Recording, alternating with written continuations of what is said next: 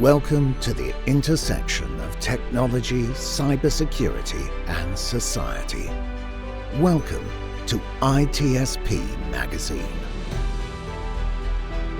Knowledge is power, now more than ever.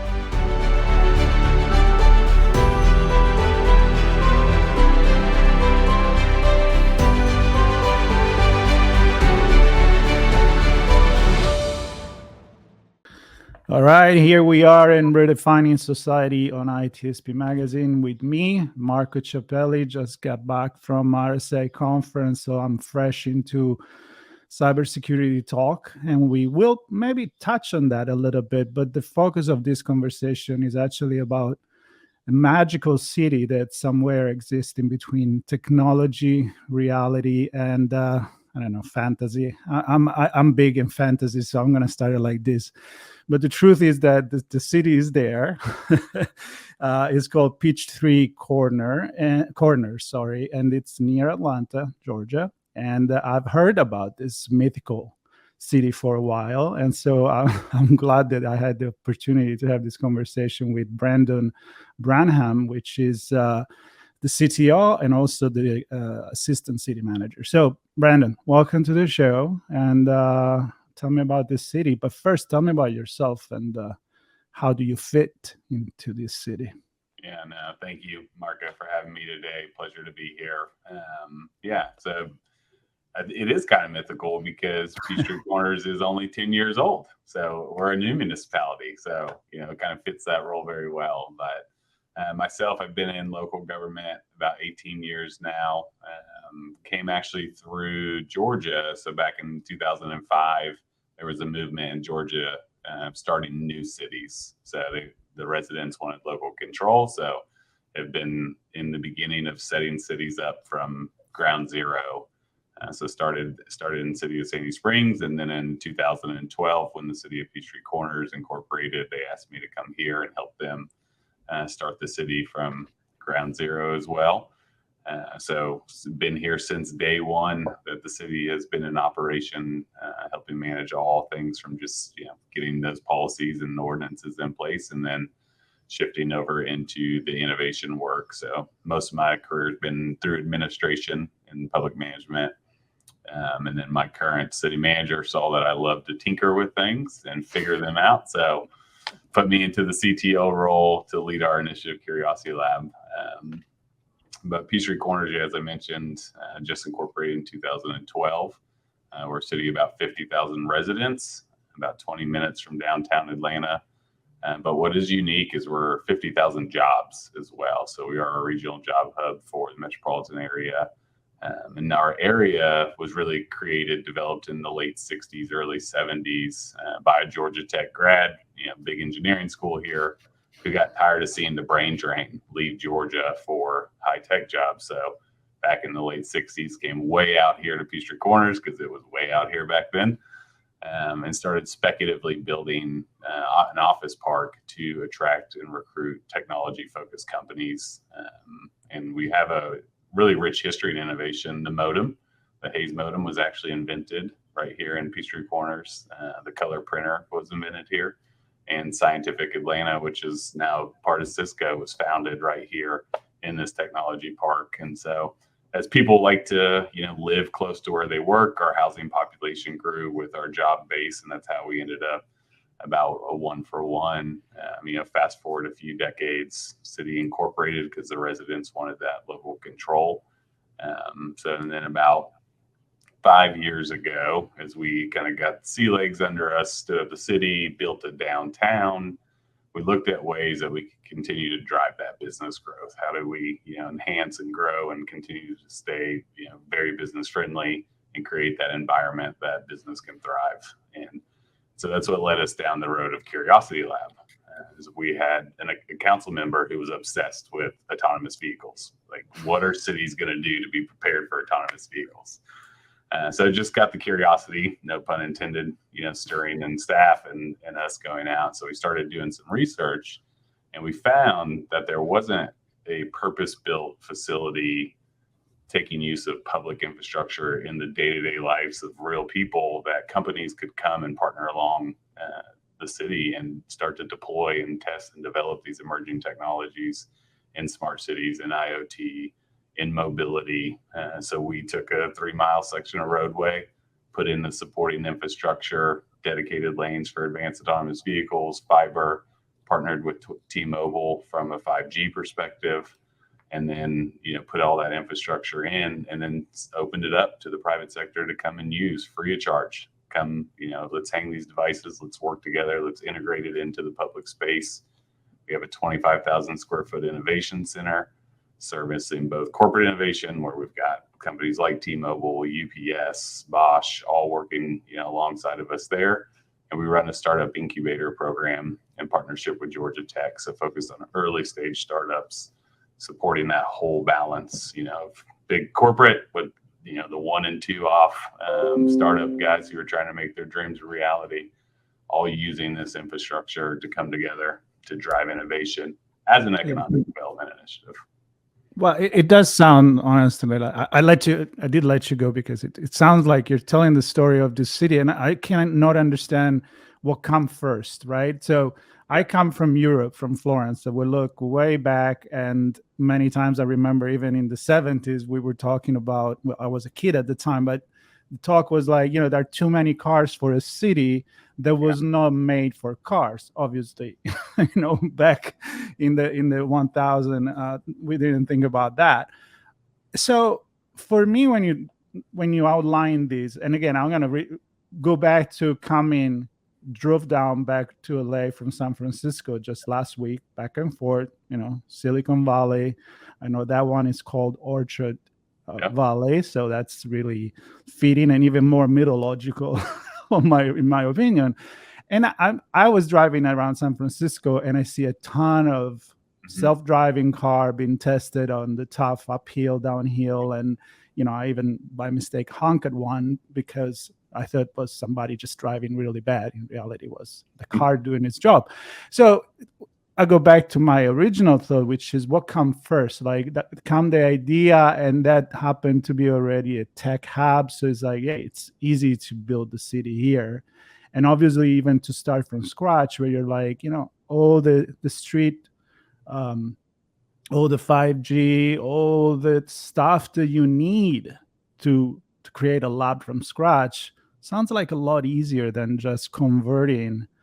And I'm not just going to go to Paris or Florence, even a city like New York or, again, San Francisco. They're not thought for that. Yeah. So what's the philosophy behind that? Yeah. So no, it was definitely a conversion. Obviously not as dense as a New York or a San Francisco, but all of your existing infrastructure was there. Your roadway was already there. Your sidewalks already there. Your street lights are already there. We like to refer to ourselves as that walk phase of crawl, walk, run, right? You've got great closed facilities like M-City, where you can go and test these out in a mock city, but then you're not ready for San Francisco. So where's that in-between step? And so we saw that opportunity to retrofit existing infrastructure for these emerging technologies in that semi-mock, in that walk phase, because we're about 14,000 cars a day on the roadway that these vehicles are interacting with. So we've had 3 different pilots of the autonomous shuttles. So really focusing on that last, first mile connection for public transit. And then the applications that come around 5G, like connected vehicle applications, where vehicles are talking to infrastructure and infrastructure is talking to people. But you're not, 40,000 people trying to cross an intersection at once, like you would see, in a New York or a San Francisco. So helping these companies get to that point where they are ready for those dense environments. So infrastructure was there, and then we came and retrofitted. But it sounds a lot easier, right? Here's the thing. So when you think about a smart city, you think about a big city with a lot of infrastructure, a lot of money maybe, and like it gotta be smart. But the complexity, right? I mean, just think about all the old stuff that is in there, which is kind of cool, right? But the old metro, the old tubes, the old sewage system. It sounds a lot easier to just start from scratch. It is, no doubt about it. It's definitely hands down one of our advantages of what we've been able to do. But what we try to help other cities do, right, is when they do come to these challenges of how do we implement this technology, because companies understand and we understand, like, you've got to figure out a way to integrate legacy systems. Like, we got to go from analog to digital. How do we get there? What's that path to get there? So we stand up, opportunities for them in the transportation space or in the building to where they can start to play around in those, analog type systems as they transition into the digital. But yeah, part of being new is we can move very quickly, right? So we can get things on, we can get them moving, we can get them testing, and you're not having to deal with, in no fault to their own, but they've had decades of, government that have just taken on more and more services. Whereas new, we haven't had that. So it creates a lot of flexibility for us to be able to help, bring that private public sector together. Yeah. And when I say easier, I don't want to like diminish what you're doing. I just say, comparable to something else. I love that. And I love that it just fit the idea of the lab, right? The lab you test. And then when you reach a certain goal, you make it viable for others. So I absolutely love that. And I'm seriously thinking the audience is wondering, what does smart city means? We hear about that. So maybe some concrete example, like a case study of what is now. And we've been talking about smart cities for a while. So what is today, 2023, that will fit your vision definition of smart cities, and some examples so people can say, hey, that sounds really smart, or that's kind of dumb. Yeah. I don't know. Yes, I know. Favorite question, right? Because you can ask that to 100 people, you get 100 different answers. But right, it's the ability to take technology to improve a service or an efficiency of the government or improve the life of your resident. Cases that we've been piloting, right, in a couple areas. We've heard of smart parking for a long time, but how do we use that? How do you take that out of the core where it's not a revenue generator, but it's an enhanced service to your constituents? So we built our downtown, as I mentioned, in 2019. We hold all of our concerts there. We've got a 2-acre green that we're drawing about 3,000 to 4,000 people to a concert. We've only got 1,000 on-site parking spots. So how do we use this technology? So we worked with T-Mobile, Cradlepoint, and Bosch to deploy a camera system across the facility. So now we know every spot, is it available, is it not? And we communicate that through an application to our residents, so they know before they come, they can look up and they can see, hey, there's 10 spots left. Am I going to get it? Probably not. So let me go ahead and go to overflow. So, right, that's meaning a couple different initiatives. It's providing an enhanced service to our residents so they don't have a bad experience coming to an event, and then 2, cutting down on emissions, because they're not sitting there driving around looking for that spot. They know exactly where to go through those. Brings in a security layer for our public safety department if they need it. Some of the other ones from a city perspective, which is pretty easy, and we've seen some of this, right, is just putting sensors in trash cans. We've got 17 square miles. We've got 64 trash cans scattered across the city. What do most public works drivers do? They have a guy in a truck and they drive around and they pop the lid on the trash can. Is there trash in there? Yes or no? And then they go on. It's pretty inefficient use of resources, which every government is strapped for resources. So putting a sensor in there tells you when the can is full. They know exactly where to go. They're not wasting time. So that allows them to do other things. Managing, we worked on a project to put a water sensor in a fire hydrant 4 feet underground. So we're monitoring water pressure, because water theft off of fire hydrants is actually a real thing, especially around construction sites. So you can see if there's a quick change in water pressure or if there's a break in the line. So you're able to upgrade your maintenance of those water systems quickly. And then we're all dealing with transportation, right? Traffic is everywhere. We have a corridor, carries 60,000 cars a day, cuts right through the heart of our city. So we've taken both camera analytics and LiDAR with Ouster, and then brought in connected vehicle for 2 reasons. One is the efficiency of that traffic signal. Are we pulling cars through in an efficient manner? And then 2, are we protecting those pedestrians that are using the crosswalk?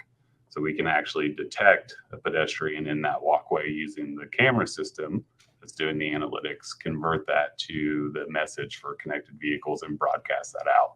So a car can receive that there's pedestrians in that crosswalk 200 yards away. So, and it's all about increasing that safety for the vulnerable road user, because we want people out walking, we want people out on bikes, but we have to protect them. So those are use cases that are here today. And how you start to aggregate all of this information, I think that's the next step that we're getting to in smart cities. Then we're making citywide holistic decisions. We're working with a couple partners to do that now.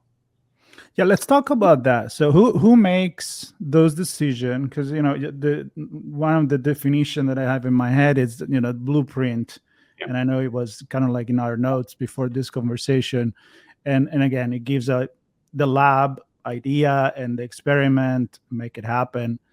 So the initiative, do they come? I mean, I think I know the answer, but I want to hear from you. Like public, private, it's at like government funding, a federal level, at the state level, city level, and of course you mentioned really big brand names working there. So how does all come together in a mix, or maybe as an advice, what are you experiencing that works better, and somebody wants to start thinking this way? Yeah, combination, right? Funding's always the question on the table, no doubt about it. Budget. Budget. Can we do this? And I think that's where, right, the financing models have started to really change to outcome based, right? So in the companies are starting to see that. Where does my technology bring the value? And if I can prove the value, maybe the financing model shifts from cities paying that CapEx to let me prove, and we're going to set this goal. We're going to do that. If we reach that goal through our technology, then the financing and payment start to kick in. So a couple different ways there. Lots of federal grant money coming out, right, with the IIJA. That's going to help build up some of that infrastructure. We still have to think about those ongoing OpEx costs. Operating costs are still going to be there for a lot of this, but that will at least give us the infrastructure. And where we've seen the success is that private-public relationship, right? Because companies are looking to innovate, to solve problems, but you need the support of the local governments to do that. And so when you bring those two together in environments, create those environments that those conversations are open, that there's value for both sides of the parties, you'd be surprised how much they're willing to help assist in some of these projects. Yeah. Show me the money, right? So that's an interesting thing. I have a few questions, but I want to leave it to the end where we can talk a little bit more about the citizens and the benefit of living there in the city of with the Wizard of Oz that control everything. But let's talk about budget. Let's talk about perception of return on investment, and also maybe the role of look, again, I talk a lot with cybersecurity. So the CISOs sit on the table, at the table with the board, and now the conversation is thankfully now more about, I'm going to scare you so much that you're going to have to pay, but I'm going to tell you that security is an investment, and so is technology eventually. We already know that. But when we think about city, many times, and especially me coming from a very bureaucratic Europe, which is getting a lot better, by the way, it's more like, that's business and that's politics. That takes way longer. There's different kind of exchange that needs to go there. But we also learn that if you run a city like a business, then everybody benefit out of that. So what are we learning that based on your experience and other in your position that I'm sure you talk with other city managers? Oh yeah, definitely. It's a very tight circle with all of us here. And I think in return on investment, it's always a challenging question for local government because every community is unique, right? And what their residents and taxpayers expect is different. So those returns on investment are going to look very different depending on the community that you're talking to. Are we putting ourselves in a position that we're not having to increase the tax base for our residents, right? So if you're leaning forward to be a business-friendly environment, that helps offset that opportunity over there. So those are returns investment. And Curiosity Lab, because it's about economic development, it's about growing that job base. That is one of our key markets on what we're looking at for our return on investment. Is us leaning forward in innovation, opening the doors for companies to say, yes, we want to be a part of that ecosystem. If you think about Silicon Valley, right? It's a culmination of a multitude of companies that wanted to be a part of the synergies that were happening between each other. And so that's what we've been able to try and create here. We've been very successful in that. Actually have a Silicon Valley company opening their East Coast headquarters here, Intuitive Surgical. They make a Da Vinci, a robotic surgery assisted device. Oh, yeah. Bringing 1,500 jobs, $650 million R&D campus to Peachtree Corners. And they said, because we were open to that, private public interaction, the partners we pulled together, creating those collisions between companies, that was the final reason they chose us. So that's our return on investment. Other cities that are going to be looking for mobility options. Are you bringing the right mobility options to them to move around the city? Right? Houston launched a massive e-bike share program. It's because that's what their community look for. How they're measuring the success of that, right? It's through the ridership and the locations. How does that interact with their other transit systems? So just depends on the project and the community on where that return on investment's coming from. Transportation's tough, right? When traffic engineers say they made a 4% increase in flow of traffic, that's a huge step. But to the public, they're like, I still set at that red light. So it's, it is a challenge. So the communication to the community is huge. We do a lot of our outreach, right? We hold community events where we bring this technology there. The autonomous shuttles are open for the community to come take a part of, to be a part of those experiences. Because in the end, you need that public support. And the number one measurement for any government is, did our elected body get reelected? And that's a measure of success. And we have, fortunately, knock on wood, all of our elected body has been reelected for the last two election cycles. So I think those are ways you can measure that. Obviously, we all know government and politics is a thing, but you can use those measurements to see, is the progress that we're making here having that impact on the community? Yeah, that makes sense. So let's look at this same thing, but from the citizen perspective. So those are the ones that elect people there. They'll be happy about what you're doing or not. And, there's always going to be somebody that's not happy. I've been around long enough to know that. But I do think that even if many times you have a resistance towards innovation, and then eventually you see that it does work, that even that 4% in a larger scale, it's big. Yeah. It means you're sitting instead of, I live in LA, so it tells me about 4%. I'll take that on the 405. But so the citizens, what's their reaction? And I don't know if it's the right question for you, because I'm assuming that it's kind of like, again, the people that live there, they choose there. Maybe they don't deal with the change, but they come into the change. I don't know if it makes sense, but in a bigger picture, let's abstract from your own experience.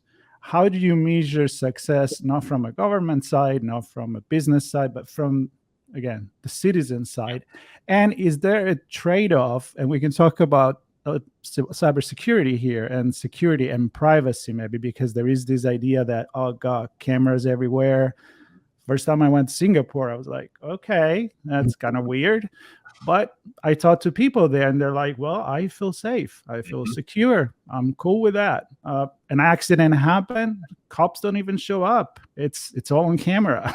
And I was like, wow, this is kind of weird. But they loved it, I guess. So how is the perception of the public and the security of it? Yeah. Is that a trade-off? No, great question, right? We never get complaints ever. It's just Oh, utopia. I'm moving there, by the way. No, yeah, it is, right? Because there's always another, pothole that needs fixed. There's always a sidewalk that needs improved. There's always these requests that come. And so I think twofold, right, is the development that comes around to support those day-to-day interactions of cities, right? Is your city growing? Is the resources from the private sector giving your residents what they want? And the only way to achieve that is through, the developers and business owners seeing that their government is invested in making their city better. And so what we've seen, right, is our shopping centers getting redeveloped because they were built in the 80s and 70s, 90s. Then we have your day-to-day life of the resident, right? Do I feel safe? Is the city doing their job to protect me from a safety perspective? And then what we've seen through the use of technology is the communication behind that technology to them. So did we roll out license plate readers? Yes. We put 50 of them across the city, but communicating the benefit back to them about that use of that technology, what it's done to help protect and serve them in return, is we've got positive feedback from the citizens around that area, around that innate nature of safety. Cameras, great question, right? PII is something we all think about, something we concern about. We have taken the process of going through the NIST standard for data privacy and security all around the focus of PII, because none of us want to feel like we're walking into Skynet, right? We wanted to know that we can go and enjoy public space without that fear of that. And so we built that into our cybersecurity and our security plans of how we do that. And then cybersecurity has to be at the forefront of all of this, right? As we get more and more connected devices across the city, this has to be at the forefront of everything we're doing, whether it's the vendor. Is security built into the product? How is the network being managed as it continues to grow and to expand? So all things that have to be layered into the entire approach of how we consider what these technologies bring to a smart city. I think if you do that and you communicate it to the citizen, that's where I think a lot of times we as government tend to fail, as we go out and we implement, and then all of a sudden we get all these complaints. But walking with your citizens there, communicating it with them, you'd be surprised how that feedback changes from the citizen back to the city, because they're a part of it, right? Most of us are afraid of what we don't know. So if they know and they're informed, it changes that dialogue. True that. That's one of my main reasons why I want to have this conversation, and I want people to listen and understand and not be afraid of it, but be also participant into say, well, here's where we need to draw a line. And this is about our privacy, about our identity. And I mean, we can go philosophical in this, how the concept of privacy has changed, identity has changed, and we'll give away anything for 10% discount anyway. I know you're busy. I just want to finish with one last question, unless there is something you want to add. And by the way, for all the listeners, there'll be notes. And I know you have a beautiful city website. I did the drone tour. I think that's how I come up with the idea of this imaginary fantasy city, because really cool with the river that goes through it. The future. So it wouldn't be my episode if I wouldn't ask about what the future looks like, and what do you see that to be? I mean, are we already in the future? Where would you like it to be? And do you think every city would embrace what you guys are doing at any level, even around the world? I'm sure you talk to not just to the US, but we mentioned Singapore, we mentioned Europe. So what's your thought on the future? Yeah, no, great question. And speaking of cybersecurity, so I'm going to have to apologize. Our cybersecurity team is putting through a patch, so I may be rebooted. Okay. But no, I think it's the future. I think it's right. We're seeing cities start to really embrace data, and you're seeing cities hire data analysts and chief data officers, because cities have an enormous amount of data, but how are we using it? I think that's where the future of smart cities is going to start to change, is the use of data to change the day-to-day operational aspect for our community. And every department starting to talk to one another, especially you think these large cities, how do you start to get them cohesively working together? And data can be that string that ties all of that together. The technology's been here, right? Now we're starting to deploy it. Let's pull it all together and really start to move these initiatives forward from a data-centric approach. I think that's where the future goes. Cool. Yep. A lot of data, a lot of AI to put it into, and it's all about how you manage it. All right. So before you get booted here out from for a patch, I'm going to thank you for these. I look forward. Actually, maybe in the area sometimes in the summer. Maybe I'll come and visit Peachtree Corners. That'll be kind of fun. And thank you so much for all you've shared with us. And I'm afraid you're already frozen there. So I'm just going to close this by myself. Apparently there was a patch going on Brandon office and city government building. That's just technology for you. We're talking about technology and we got disconnected. But anyway, I want to thank again Brandon Branham and all that he shared with us. And I invite everybody to listen and watch the video or listen to the podcast to look at the notes and learn more about this and subscribe. Stay tuned. Follow us on all social media. This is Redefining Society podcast on ITSPmagazine with Marco Ciappelli and just me right now. So again, see you later. Thank you for listening. Bye-bye. We hope you enjoyed this conversation. If you learned something new and this story made you think, then share ITSP Magazine with your friends, family, and colleagues. If you represent a company and wish to associate your brand with our conversations, sponsor one or more of our columns. We hope you will come back for more stories and follow us on our journey. You can always find us at the intersection of technology, cybersecurity, and society.